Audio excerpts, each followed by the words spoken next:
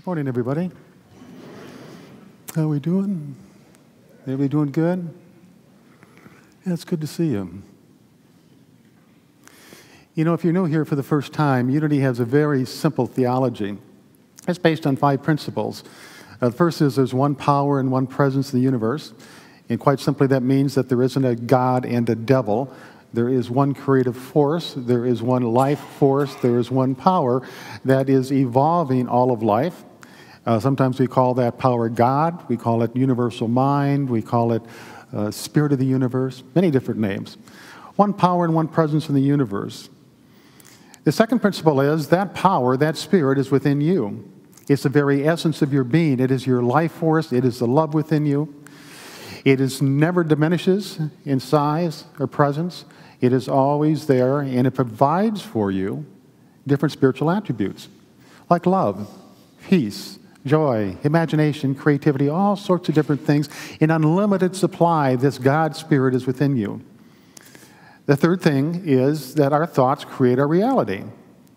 And that's quite simple. We move into a situation or circumstance, and based on our belief system, what we've come to believe is true, we define what's taking place. We define that activity, and the definition creates an emotional response from us. So if we step into a situation or circumstance that's somewhat frightening to us, we define it as a frightening situation or circumstance, we become very fearful.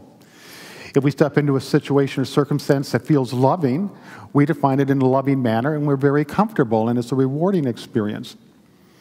Now, the trick with this is that many of the thoughts, feelings, attitudes, and perceptions that we have aren't based on the truth.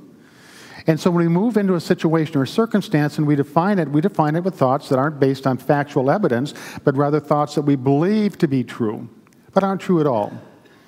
And a perfect example of that is any sense of low self-esteem you might have, any feelings of inferiority, any negative self-image. And that's something that's probably infected most of us in here at some time or another, if not right now. Somehow we just feel that we're not good enough. We feel that we have failed the Almighty Creator. And a lot of that is promulgated by religion. The church that I was brought up in continually told me over and over and over again, you're unworthy in the eyes of God. You are sinful by nature. And I believe that. As a young mind sitting there listening to the Almighty Preacher, it's that he's saying it must be true. So there comes a time in our life when we have to filter our thinking and determine what is true and what is not true, and then begin to unlearn all those thoughts that we've collected that hamper our peace of mind and create a sense of uneasiness in our lives. A couple weeks ago, I had the great privilege of performing a memorial service, or officiating at a memorial service for a person named Max. I'd never met him, but friends and family told me about the extraordinary person that he was. Now, Max had a full head of black hair. He had a very pure, innocent look to himself. And everybody said when they were in his presence, there was a good feeling in the air. Friends and family also attested to the fact that Max never, in his entire life, he never criticized, insulted, or condemned another person. He was always kind. That's quite extraordinary in itself. They also said that he had a sense of freedom that was quite uncommon. He was free from worries and fears and anxieties about the future. He was free of any sort of sadness or sorrow or remorse about the past. He seemed to have captured that elusive present moment living that we all seem to search for now and then. Max also was free of any bitterness, any resentment, and any hatred. He never hated in his entire life.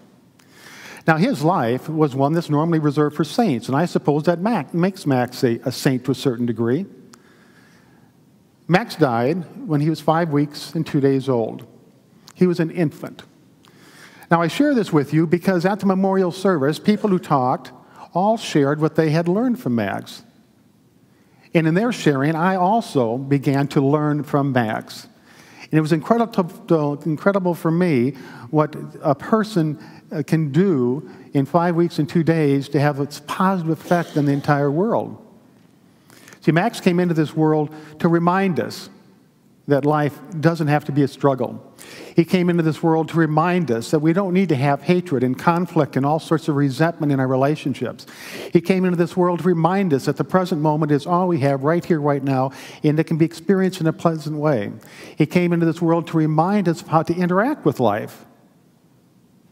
See, he wasn't bogged down with all the congested thoughts, feelings, attitudes, and perceptions that we have collected in our adult minds.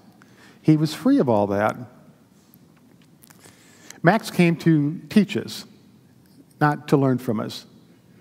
He was a teacher to us all.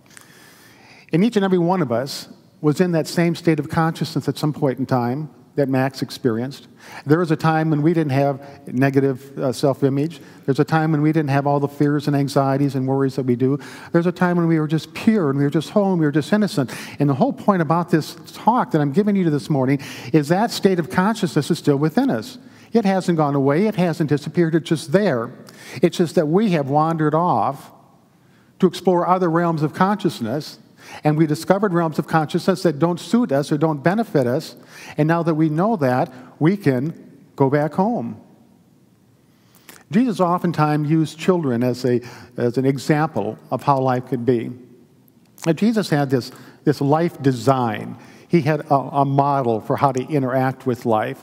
And it was very, very simple. He called it the kingdom of heaven. And the kingdom of heaven is an existence that can be experienced here and now. And it's characterized by peace and harmony and love. Quite simple.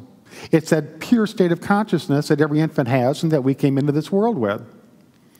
And at one point in time, Jesus was in this small town. He's sitting underneath a shade tree talking to a group of people about what he loved to talk about most, and that's life and how to interact with it. And some of the people began to bring their children to Jesus for Jesus to hold.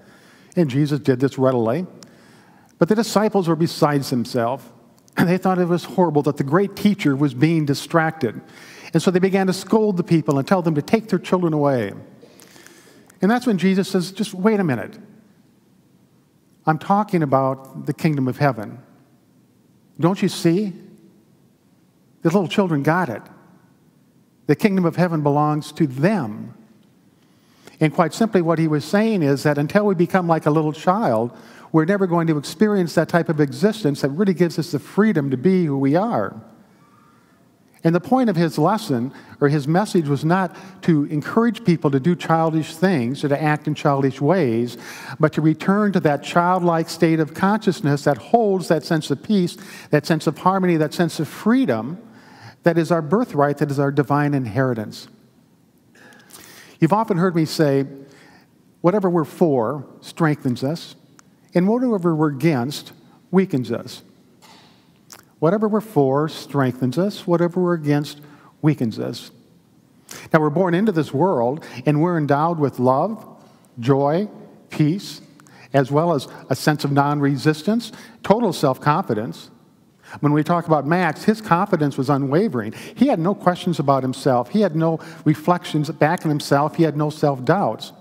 And we didn't either. That's our natural state, to be fully confident about who we are and know that we can march through life and negotiate life and interact with life in a very successful way.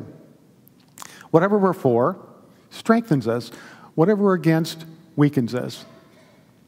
When we're born into this world, we come into it with self-confidence, with peace, with love, with joy, and with a sense of non-resistance. And then once we're here, we learn worries, fears, anxieties. We lose our self-confidence. We learn how to lose our self-confidence. We learn all these things that disrupt our peace of mind and create a real struggle out of life. And life becomes difficult. Now, when we're born into this world, we go through 3 phases of consciousness. And the first one is we're just in life. We don't make distinctions. In that phase of consciousness, I'm me, you're you, it all just is, and it's all okay. We're just in life. Then as our mind expands and our consciousness grows and our senses develop, and we begin to make distinctions. And in that phase of consciousness, I am me, I am a boy, I am white, I have blue eyes. You are you are a girl, you are black, you have brown eyes. Differences. That's cool. We awaken to the world of diversity, and it just absolutely awes us, all the different creative things that go on in this world. But we don't make judgments. Then as we grow, the third phase of consciousness teaches us how to judge. And we begin to judge, this is good, or that's bad, this is right, or that's wrong. And we not only judge things in the world around us, but we begin to judge ourselves. Now, this three phases of consciousness is what about the myth of Adam and Eve is all about. As you might remember, Adam and Eve are placed in the Garden of Eden, and it's a paradise. It's absolutely beautiful. They have everything. Every desire is fulfilled. Every want is given to them. But then they do something wrong. They do something they were told not to do. And in that moment, for the first time, they feel guilt. They feel bad about what they've done. And in that moment, for the first time, they feel shame. They feel bad about who they are. And the next thing they do is, because they feel shameful, they begin to cover themselves up, and they hide in the bushes. And then God finds them, and the gates to the Garden of Eden swing open, and Adam and Eve are kicked out, and life becomes very, very difficult from that point forward. Well, that's very much like our own lives. That parallels our own lives in regards to three phases of consciousness. We come into this world and we are free. It is a paradise of our own sort. Every need that we have is cared for. We're held in loving, embracing arms. Everything is good. And then pretty soon we make distinctions. We begin to distinguish between ourselves and other people and colors and all sorts of different things. But then there comes that day when we do something wrong, something that we've been told not to do, or something that we've done wrong just too many times, and we are judged by somebody outside us who's always been loving. And for the first time, we experience guilt. I'm sorry for what I did. And then we experience shame. I feel bad about who I am. And then the gates to our own little paradise are flung open, and we move into a world of judgments. And life becomes very, very difficult from that point forward because we become judgmental. And it isn't just judgment about safety or health or a proper way to move through life, but it's all those judgments where we stand in a position and we claim this is right or that's wrong, this is good, that's bad. Every time we move into a situation or circumstance, every time we develop a relationship, every time we meet somebody, there's a friend or there's a foe. If the situation is easy for us, and if it makes us feel good about ourselves, and we're comfortable, it's a friend, it's good, it's right. If the situation is difficult, and we're afraid we're going to mess up, we're afraid we might get embarrassed, the situation is a foe. It's the enemy, and we're not comfortable in it, and we deem that to be wrong. And it's the same thing with people. If we meet somebody and they agree with us, and if they're on our side, we deem them to be right. They are good.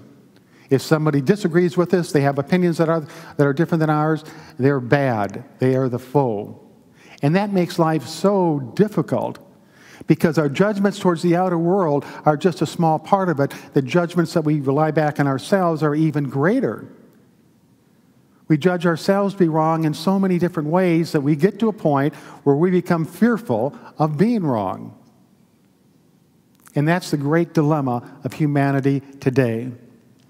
We have this fear of being wrong. Because we learn people who do wrong things are dimwits. And we've learned that if we do something wrong, that makes us wrong. And so we always want to be right. Now, the problem with this is being wrong feels like